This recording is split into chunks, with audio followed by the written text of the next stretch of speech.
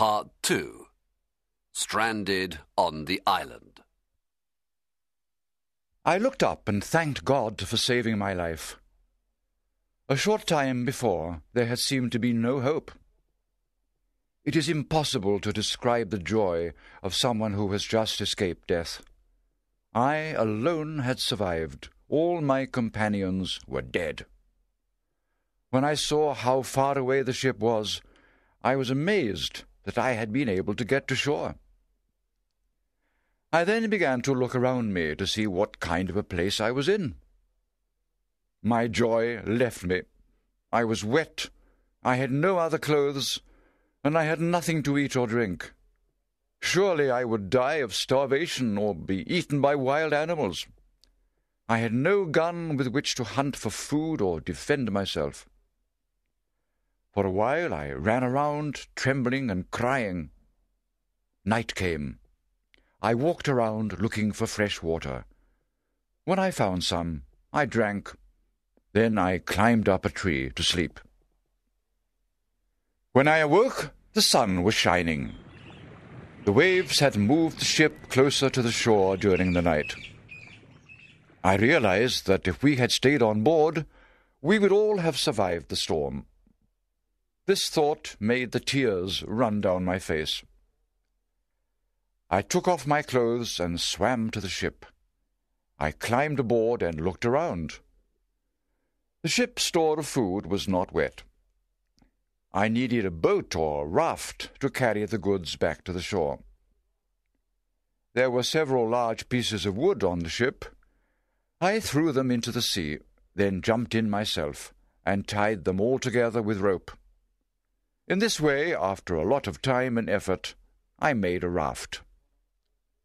I then loaded the raft with food, clothes, tools, guns, and bullets, all packed in wooden boxes. I got onto the raft and returned to the shore. A short distance from where I had landed the night before, I saw a river.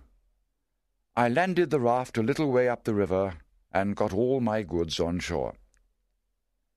I did not yet know whether I was on the mainland or an island. I took a gun and climbed a hill. From the top of the hill I saw that I was on an island. I saw many birds, but no animals or people. On my way back down the hill, I shot a bird. I believe it was the first gun fired there since the creation of the world. At the sound, thousands of birds rose screaming into the air. That evening I set wooden boards and boxes around me to protect me as I slept. The next day I returned to the ship. This time I got a hammock, blankets, hatchets, a perspective glass, and sails. Back on shore I made a tent out of one of the sails. I brought everything into the tent that could be ruined by rain or sun. Then I made a bed and slept in it quietly all night, for I was very tired from the work of the day. I had the largest store, I believe, that was ever laid up for one man. However, I was not satisfied. The ship had not yet broken to pieces, and I thought I should get everything I could out of her. Every day I went to the ship and brought back more goods. I brought bread, rum, sugar, and many other things back to my tent. Finally, there was nothing more to take out of the ship. I then began to take pieces of the ship itself, iron, nails, rope. I carried away everything I could. I had now been on the island for 13 days, and had been 11 times on board the ship. I think that if the weather had remained calm, I would have brought the whole ship away, piece by piece. The last time I went to the ship, I found money.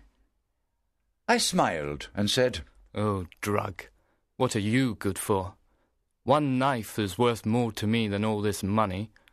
I will leave you here. You are a creature whose life is not worth saving." However, on second thoughts, I took it away.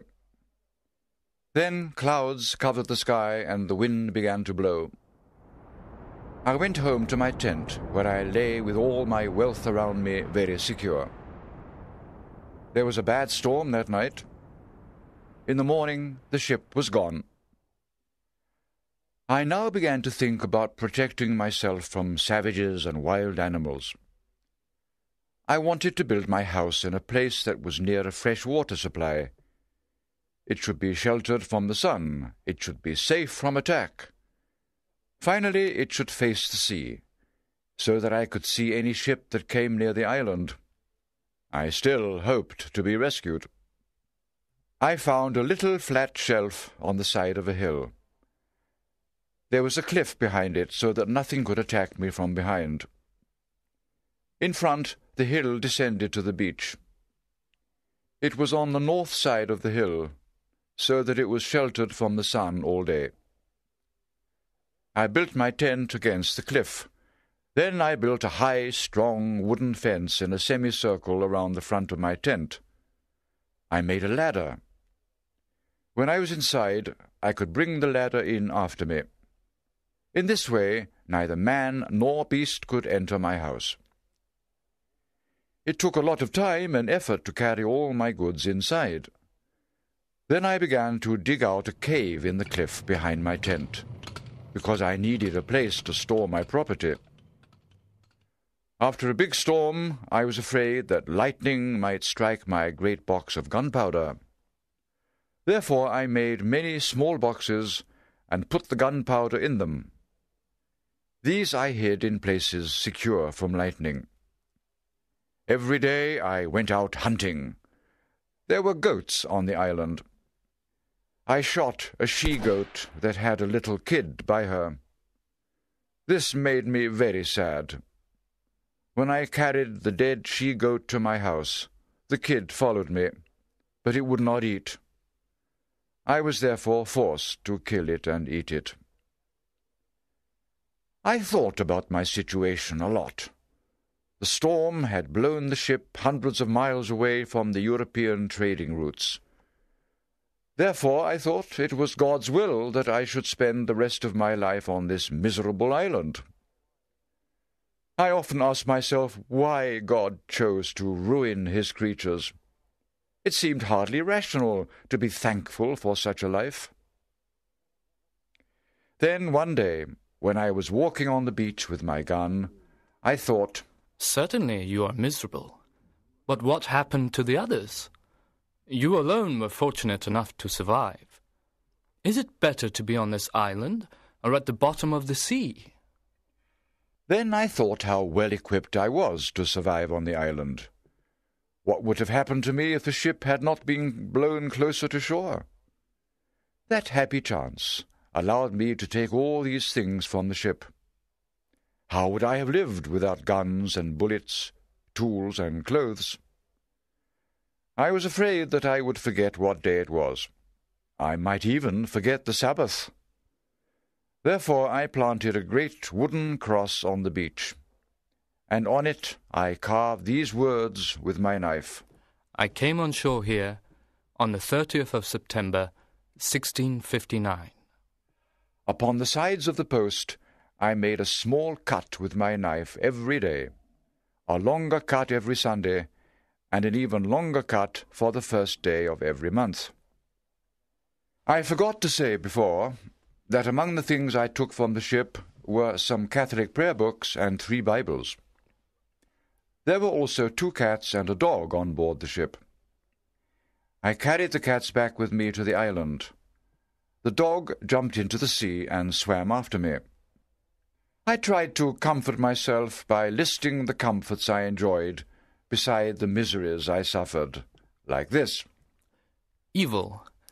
I am stranded on an island, with no hope of being saved. I have been singled out. I alone am chosen to lead this miserable life. I am separated from mankind, without human society. I have not clothes to cover me. I have no means of defending myself against attack by man or beast. I have no soul to speak to. Good. But I am alive, not drowned as were the other men on the ship. But I have also been singled out to survive, and he who saved me can deliver me from this condition. But I am not starving. There is food on the island, but the weather is hot, and I do not need clothes. But I see no wild beasts on this island. What if I had been shipwrecked on the coast of Africa, where I saw the lion and the leopard? But God sent the ship near enough to the shore that I have been able to supply myself with many things. This showed me clearly that even in the most miserable conditions, there are things for which to be thankful.